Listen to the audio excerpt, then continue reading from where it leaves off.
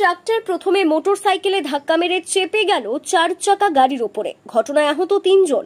ঘটনাটি ঘটেছে আসানসোলের ভগৎ সিং থেকে বানপুরগামী রাস্তার ওপরে। ঘটনাকে কেন্দ্র করে চাঞ্চল্য ছড়িয়ে পড়ে এলাকায়। স্থানীয় কাউন্সিলর শ্রাবণী বিশ্বাস জানিয়েছেন, একটি ইট বোঝাই ট্রাক্টর প্রথমে সামনের দিক থেকে আসা একটি মোটরসাইকেলে ধাক্কা মারে। এরপর সামনে থেকে আসা অন্য একটি 4 চাকা গাড়ির ওপর ট্রাক্টরের ইঞ্জিনের অনেকটা অংশই চেপে যায়।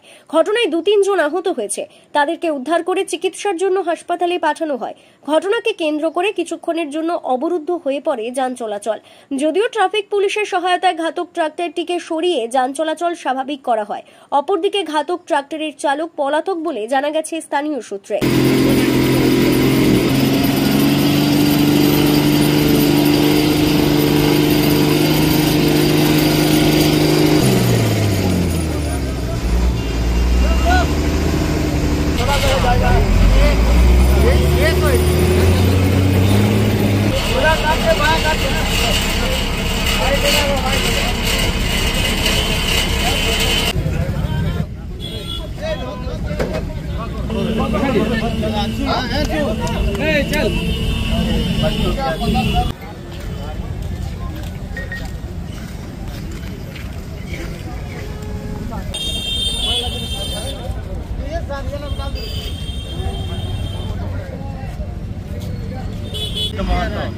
কোথায় যাচ্ছিল জানতে পেরেছেন?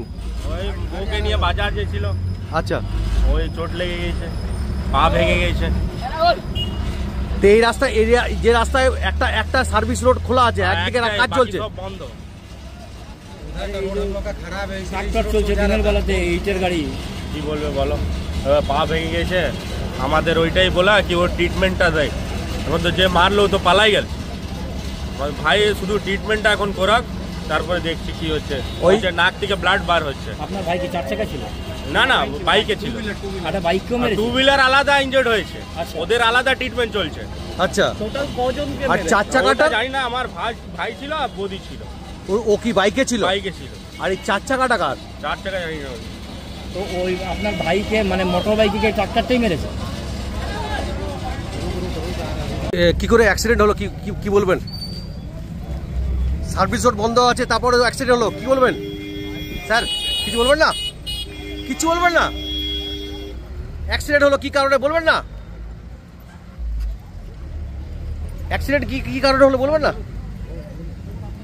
সবকিছু দেখা চলছে, এভাবে বলা যায় না, এত তাড়াতাড়ি বলা যাবে না। একটা লেন তো বন্ধ হয়ে আছে, তারপরে ইটের ট্রাক ঢুকলো কি করে? ট্রাকটা ঢুকলো কি করে স্যার? কিছু বলবেন না?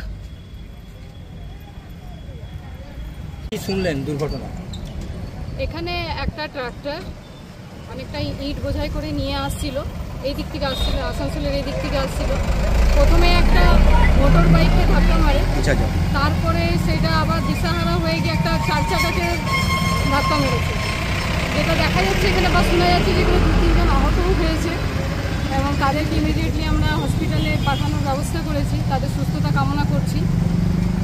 এইটাই হয়েছে। এখানে নতুন রোডও হচ্ছে, তার মাঝখানে পাশ দিয়ে যে ব্যারিকেডের এই পাশে এই অঘটনটা ঘটেছে। দিদি এত ব্যস্ততম একটা রোড, সেখানে দিনের বেলা ইট বোঝাই ট্রাক্টর কে অনুমতি দিচ্ছে চলার?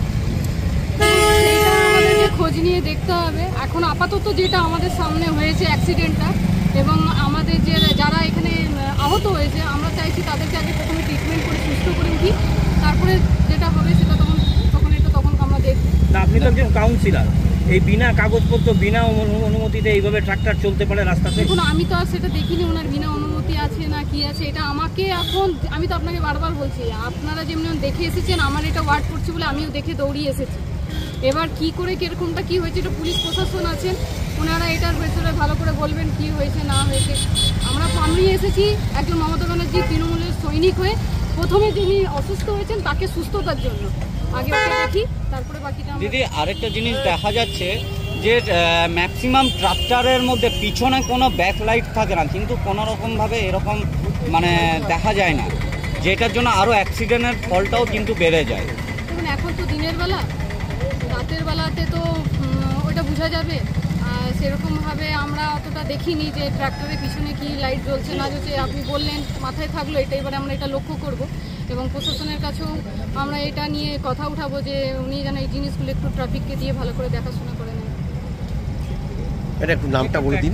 আমার নাম শ্রাবণী বিশ্বাস, ওয়ার্ড 56 এর কাউন্সিলর।